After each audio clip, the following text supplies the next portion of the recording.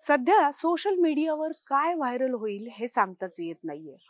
आज सकाळपासून तुम्ही किती गोष्टी लाईक केल्यात, कितीवर कमेंट केलंय आणि किती गोष्टी स्क्रोल केल्या हे आठवायचा जर तुम्ही प्रयत्न केला, तर मला नाही वाटत तुम्हाला आठवेल म्हणून.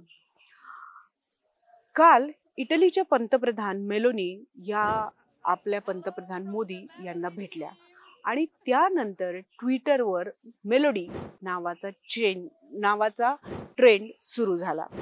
आता तुम्ही म्हणाल की कुठल्या ना कुठल्या प्रकारचा ट्रेंड तर सुरूच असतो. या ट्रेंडमध्ये असं काय खास विशेष आहे? या ट्रेंड नंतर आपण बघतोय की ट्विटरवर ज्या पद्धतीचे फोटो हे जे व्हायरल होताना आपल्याला दिसतायत, त्यामध्ये जरा आपण आक्षेप घेतला पाहिजे. आता का? तर हे काही फोटो तुम्ही जर बघत असाल, तर तुमच्या लक्षात येईल की मेलोडी ह्या ज्या आहेत, ह्या इटलीच्या प्राईम मिनिस्टर आहे.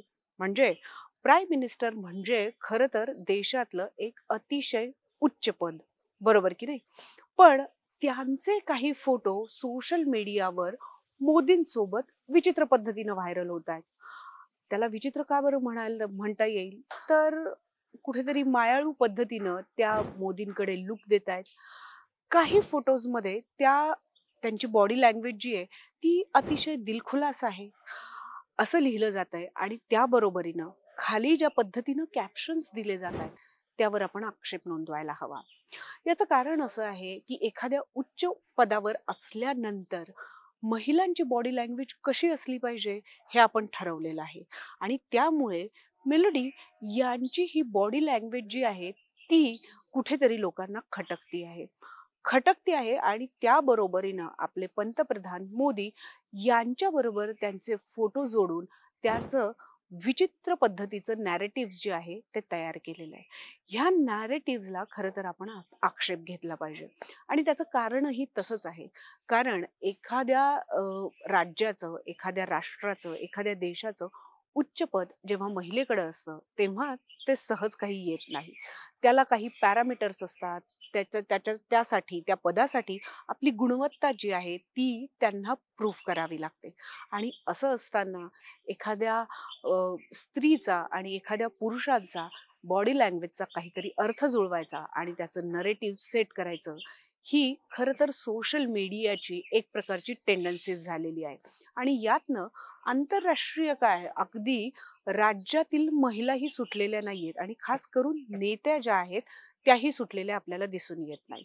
पण या सगळ्या घटनेनंतर आपले सायबर सिक्युरिटी असेल किंवा सोशल मीडिया सिक्युरिटी असेल आणि त्याबरोबरीनं आपली लोकांची जी मानसिकता आहे, भारतीयांची मानसिकता जी आहे, याचा पडदा जो आहे तो टराटर फाटलेला आपल्याला दिसून येतो. कारण महिला जेव्हा एखाद्या पदावर जातात तेव्हा त्यांनी कसं वागलं पाहिजे, कसं बोललं पाहिजे आणि मुळात एक नागरिक म्हणून, एक देशाचा नागरिक म्हणून आपण आपल्या पंतप्रधानांची इमेजही कशी राखली पाहिजे, हे आपण भारतीयांनी खरं तर शिकायला हवं. आणि या सगळ्याबरोबरच आपण फेल ठरलेलो आहोत. कशामध्ये?